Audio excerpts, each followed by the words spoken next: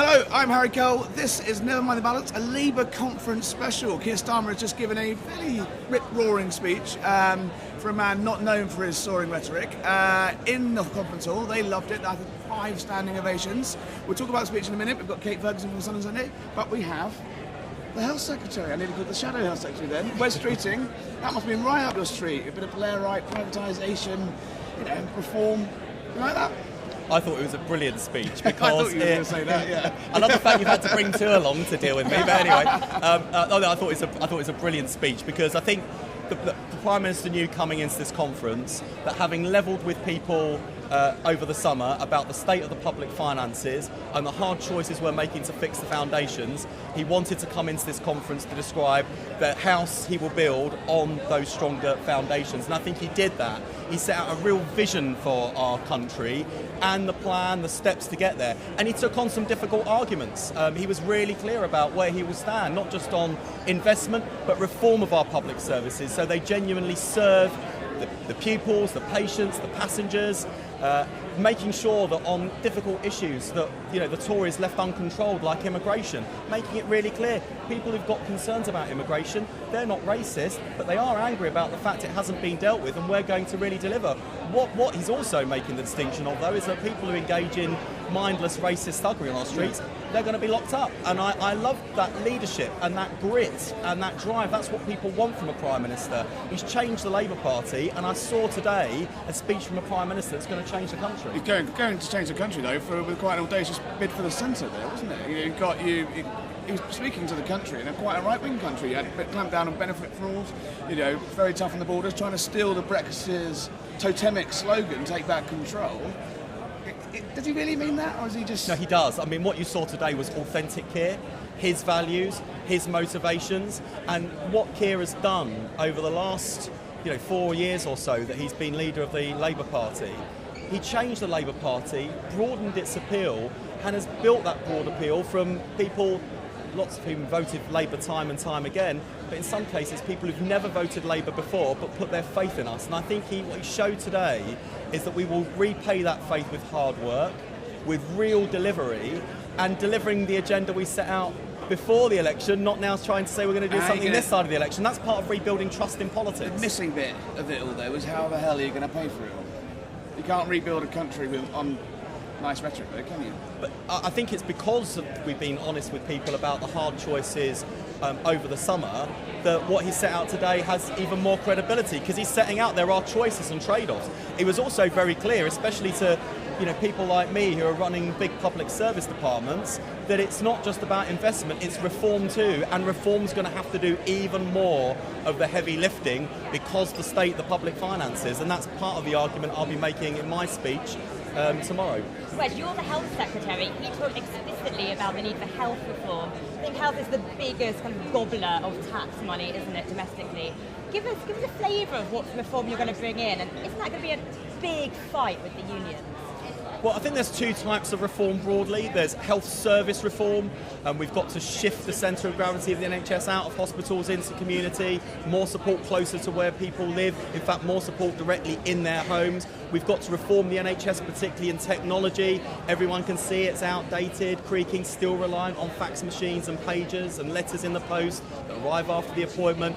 And crucially, and this brings me on to the other big area of reform, public health reform, because the challenge we've got as a country, we're all living longer, but we're becoming sicker sooner. That's bad for the economy, and it's bad for the taxpayer because the costs of health are going up and up and up. People don't want to pay more taxes. It's also really bad for our quality of lives. I don't know about you two, but when I'm a pensioner, I do not want to be looking back on a life well lived. I want to be living my life to the full until the very end, and I will be able to do that if we build a healthy nation. The conference has been slightly overshadowed by stories you wouldn't really expect this early on into a government. Big row about winter fuel payments, MPs sort of breaking cover already, your own side demanding U-turns. You've got the donations row.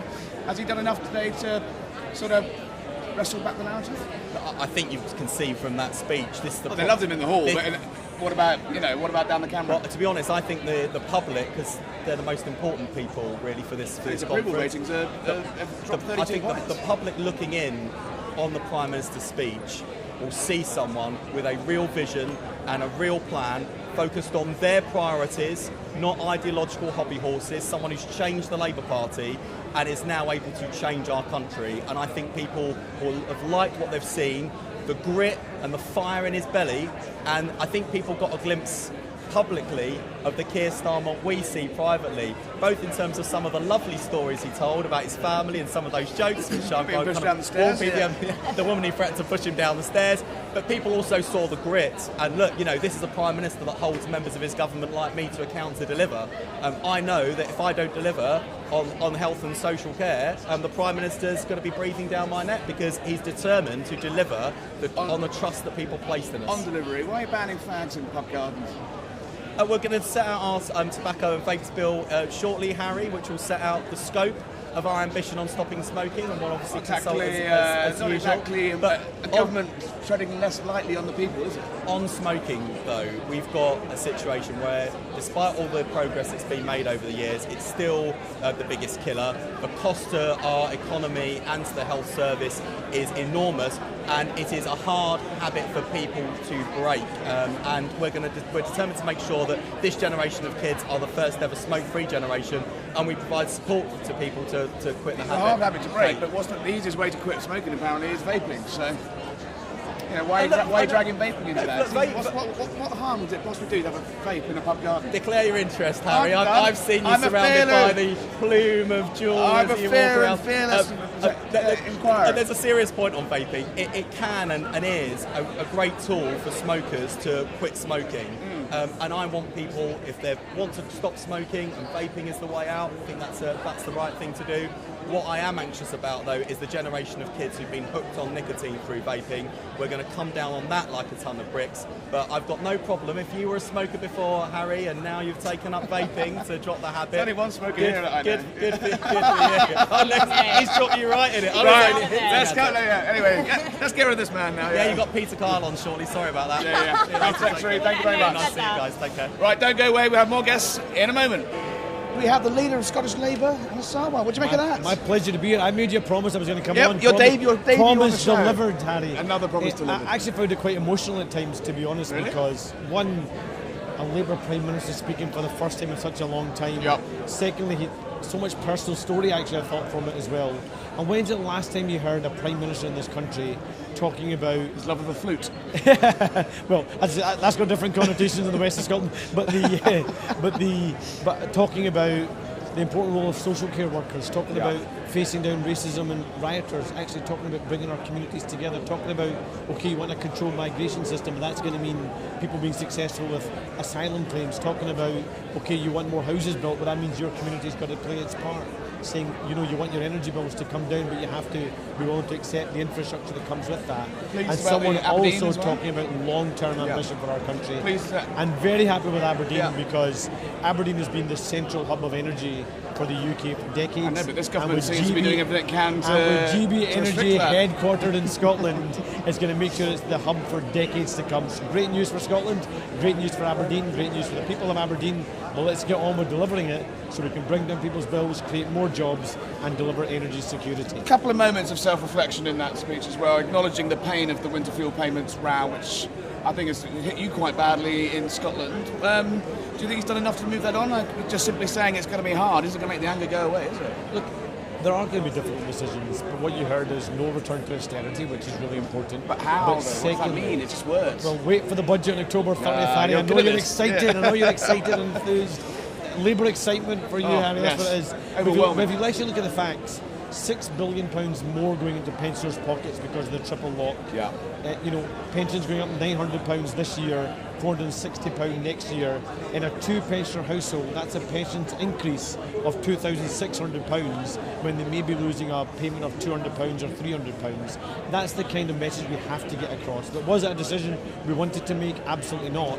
But we've got to make sure we're fixing the fundamentals. It hasn't exactly been helped by that contrast of taking away pensioners' money while taking donors' cash. It's been a bit of a strange conference, isn't it? Look, I think it's important to separate two things around that. One is our politics is driven by donations because there is no But not public everyone financing. has, We're not holidays to public. New York and nice suits and When glasses. are we going, Harry? When are we going? But No Dally gonna pay for it. on the sporting events, look, he's an Arsenal fan. He loves going to the football. I think people will find that perfectly reasonable. The other point I'd make is, let's be honest, politicians of all political parties, journalists of every stripe, and also business people get invited to events all the time. The only difference is we have to declare it, you don't. We have a register and of that's really journalist important. interest, I'll have you know. Is that right? Yes, we do. It's a we lovely should journalist. look through that. We should You look can have a through look. that. You can have a look. Anasawa, thank you very My much. absolute pleasure. Are Thank you. Are you going to be the First Minister by next conference? By May 2026, we hope so, but that's up to the Conference good after people. next. That's up to the good people of Scotland,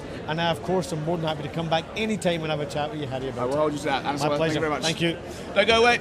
We have a friend, a regular of the show, Dale Vince, tycoon, green energy boss, massive Labour donor, and a man who's been going around conference, I hear, trying to ban people eating meat and make us eat grass again. No, that's not true. That's not true. I've been talking about grass protein and how I think it's a great opportunity. And I think the thing you're referring to is, I said at the moment in schools there's a law that forces them to put meat and dairy on the menu. And I think we should take away that.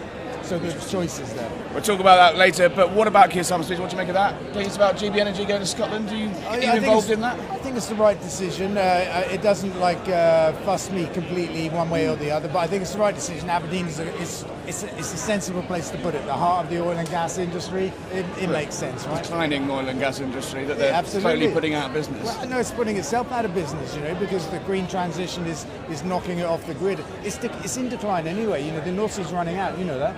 But is it going to be? Is the replacement? It's factored in even on our net zero plans that oil and gas will be a part of our plans up until 2050. So, are you not risking our energy security, our energy dependence, our energy bills by going too fast on all your stuff? Well, I think the faster we get to 100% green energy on the grid, the faster we get bills down and keep them there, and we protect ourselves from the global influences that drove the energy crisis. That's the price of fossil fuels. So even when we make them here in our country, we don't set the price for them. So the faster we move to green energy, the better.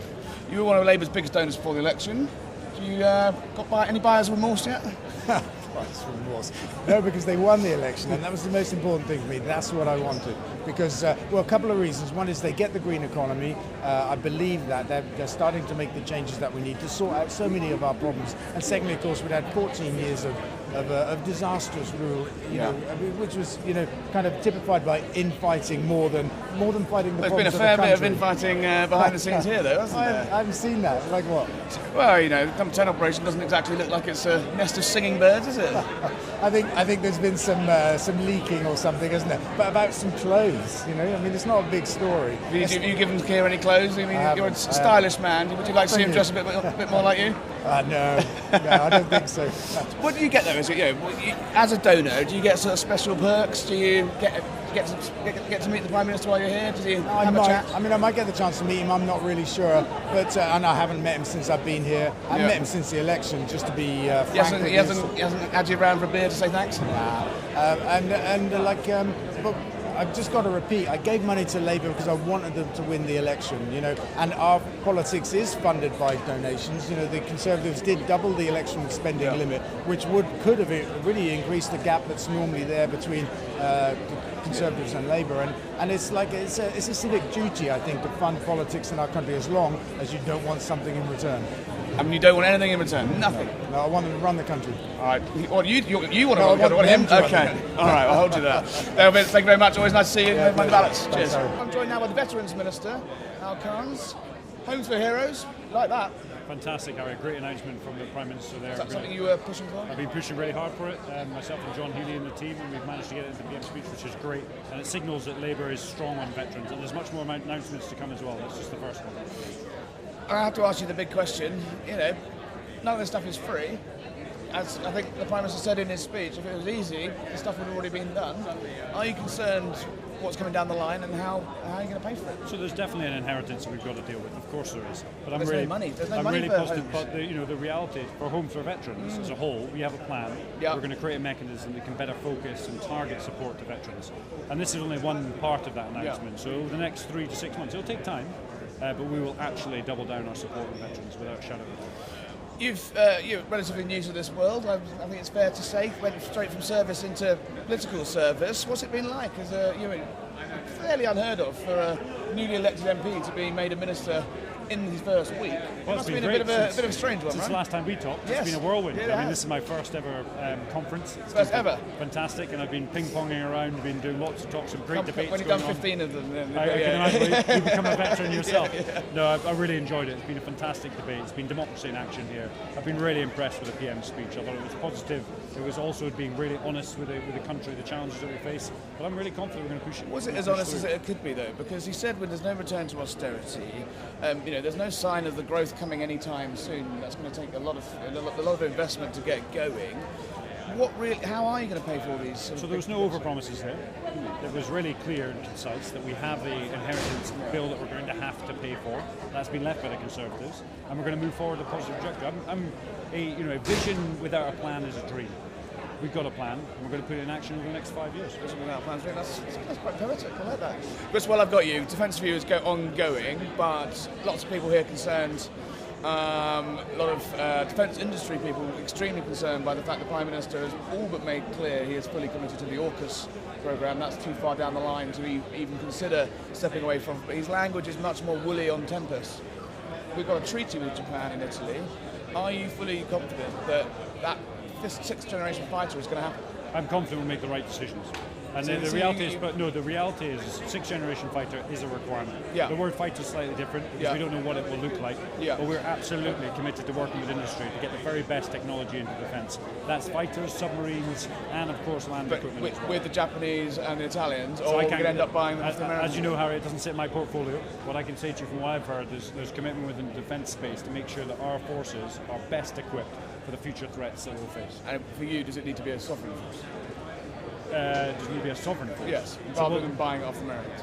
It needs to be sovereign. We must create jobs for British industry. We must keep our British aerospace industry absolutely at the very top of the game that it already is. So we're committed to ensuring that over time.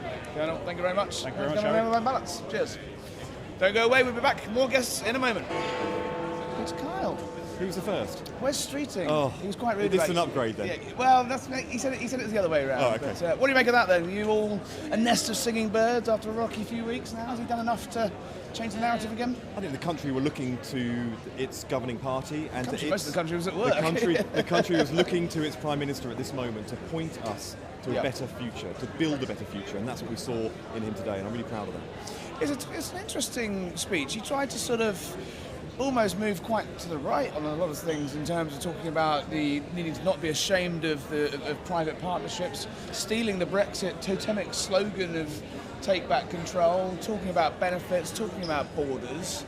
Is he preparing the Labour Party for a sort of more Blairite government than they might have been expecting? But I think he was quite upfront about how he approaches big challenges facing the country as Prime Minister, and that's country first, party second. Keir doesn't really think in terms of left and right. He's not ideological in that kind of way. What he does is he looks at a problem in its singularity and the broader context and thinks what is the most effective way to tackling it. Yeah. Now, of course, when you look at things like that are facing the public finances, it is inevitable that you will see things like benefit fraud as well as tax evasion. Today he spoke about both. And the ways in which he will tackle both of those things. Now, you could say that one of those is left, one of those is right, but not to Keir, not to us as the new Labour Party, as the party. So where where would you put you on the right, map? me? Well, this changed New Labour Party. It's where the country is on those key issues. Now, some of those will mean that we have to go to issues which have been associated with the debates on the right, such as immigration and welfare. Yeah. But we believe we can tackle them in a way which puts our values and principles as a party to task to solve those problems in a way that is in line with our values, but tackles those issues. Now, some people say just by talking about them, you are addressing a right-wing issue, but that's not how I view it. Just because the right have used immigration for some of the battles of the cultural wars. Nobody can escape the fact that the public sentiment says it's the most, that and the NHS, the two most important issues facing the country. And that's why we've set out today the way we're tackling both of them. Coming into this conference, it's been a bit rocky. I mean, there wasn't a huge amount of details of simply saying no austerity. Isn't a policy. How are you actually going to have to pay for it without making this hurt? And it's all the lofty rhetoric in the world is nice enough, but this is going to be painful, isn't it? but we've already been very, very blunt about this over the summer. You've seen Rachel Reeves, our Chancellor, in the first couple of weeks of this government, spelling out a very, very tough measure. Been a little bit too gloomy though? Well, is there things as bad as... We inherit... Tell you, look, in my department, I discovered a £1.3 billion commitment that was made by the two previous Prime Ministers and a previous Chancellor at the dispatch box in a budget that didn't have a single penny of government fund money allocated towards it. Didn't exist. But right out there, they'd announced it. Yeah. So we had to deal with these issues. All of us in government have had to deal with these issues. And then we have a choice to make. Do we tell the public how bad things actually are that we inherited? Do we pretend it doesn't exist? Or do we actually try and fill that hole by cutting other things to make up for the mistakes of the previous government? What we're doing is being upfront with the public, and now we've had this opportunity that we have been blunt with the public about the state of things. You've seen solid steps forward today. You've heard us talk about not just the 1.5 million homes we're building, but the purpose for building it, and also the fact that veterans will be first in line to benefit from them. We like hope You do. We like hope for heroes. And for some readers, I know that that's an incredibly important policy, and you'll be pleased to know that they will come first, as they should do, including domestic abuse survivors, including those people leaving care, those youngsters. We've found ways that they will benefit first. When it comes to some money after all. When it comes to GB Energy, well, as we build, that will get the economy going. This is a win-win for our economy, but we will always make sure that fairness is baked in. When it comes to GB Energy, that's going to be good for our entire United Kingdom, but we're going to site it in Aberdeen so that transition from carbon fuel extraction to clean energy. Let's hope it comes quick enough. Will benefit those communities. Those oil and gas licenses aren't going to stick around for long. Look, this whole conference has been slightly overshadowed, not least by the pissing rain, I'd say. But the, hang on a sec. Are you blaming me for that? No, I'm not. I blame the government for everything. No, it has been overshadowed. You went in with lurid headlines about sleaze and donations and infighting, and for a government 11 weeks in, you've sort of done that. This is what where's the change? You look a lot like the old lot. We saw the change today. But we have. We have seen the change today. Now, one good speech doesn't a summer make, does it? We have seen profound change. Now, even in the challenges we faced in recent days, nobody's accused us of breaking the rules. Now, in the previous with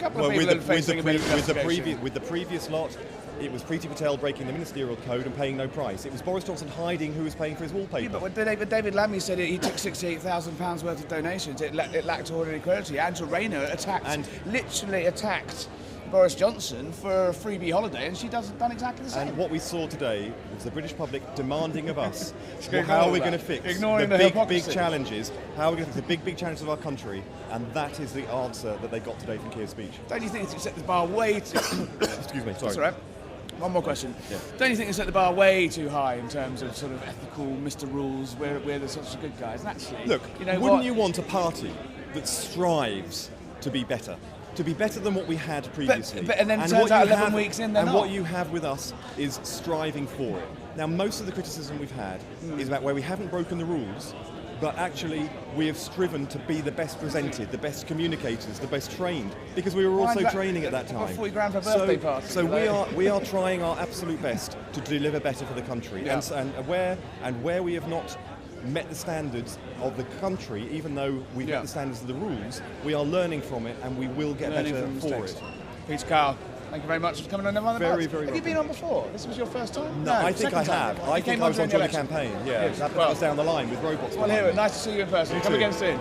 Joining us now, we've got John Ashworth, former Labour MP. Unfortunately, didn't make it to the. Would have been a cabinet minister had you not just fallen short. Is it strange being here?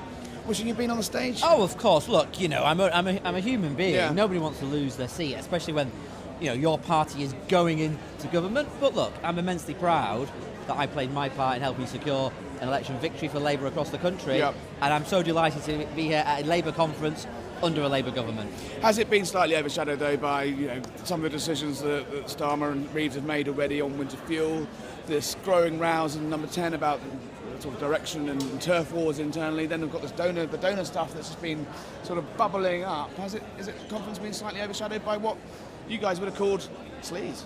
Well, look, there's a few different things there. First of all, on the winter fuel, I thought what Keir did in his speech today, a bit like Rachel yesterday, Whether you agree with that or not, he's prepared to make the argument as to why he believes, and Rachel believes, they've got to take these tough decisions to fix the public finances. And I thought what he was doing today was being honest with the country.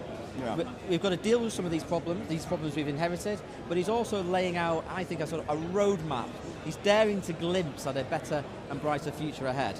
But the big still missing issue, though, is how are you going to pay for it? Cutting winter fuel payments, is it going to rebuild this great shining city on the hill? He said in his speech there'll be no return to austerity.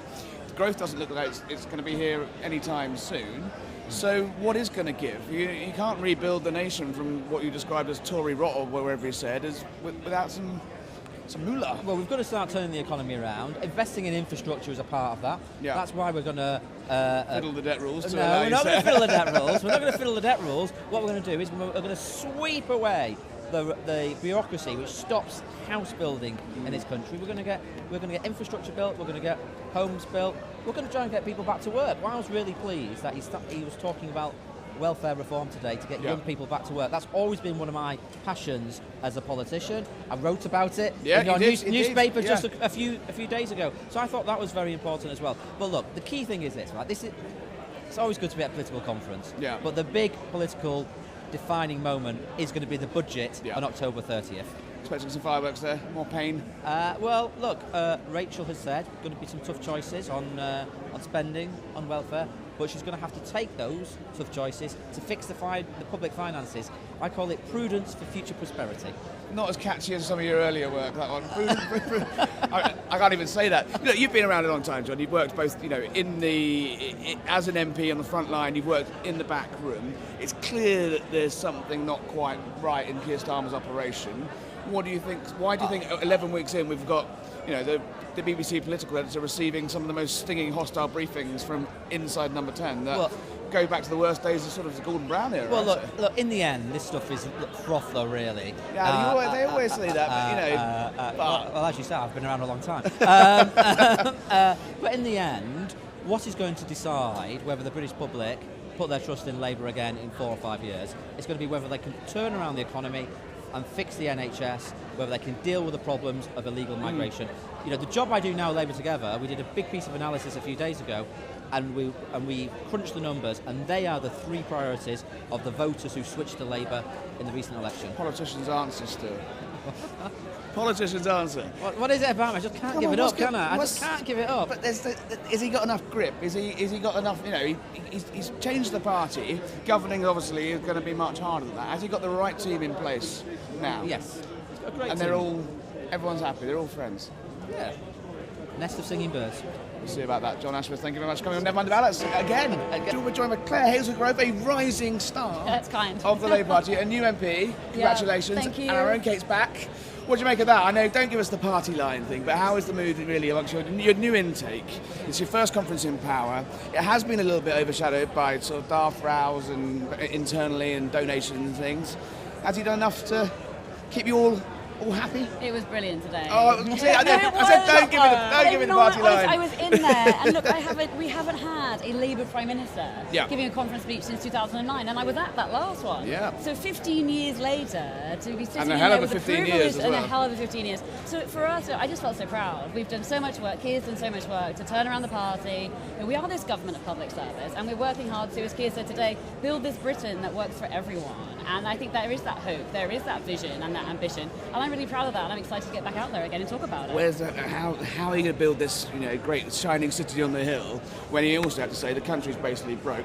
We can't have austerity, so how are you going to pay for it? Yeah. So I think this honest type of politics is what people... But it's not that honest, is it? Because you're just saying what the problems are and how we're going to solve them. But you're not saying how you're going to solve them. Because it's just no austerity, but it'll all be fine. We just have to hope. No, we do not. Absolutely, that would not cut the mustard. And it is about the tough decisions. And we've talked about this briefly then before. Like Keir is setting up the tough decisions and saying we're going to have to do things that we don't want to do, and it's going to take longer to make some of this change happen than we would like. But he's always going to be honest with people. So am I locally. I think that's really important. You're getting much kickback from the pensioners? People want to know rightly kind of what we're doing and why. And I put out my own statement on that as well. And people are much more understanding. My concern is that with some of the narrative that's gone around the winter fuel payment, I'm genuinely worried that some pensioners pensioners who could be eligible for pension credit think it's been taken away and that they can't have it, and I think that's not right. So I'm doing a lot of work working with local organisations as well to make sure that we can partner up to support people who are eligible to get that support that they deserve.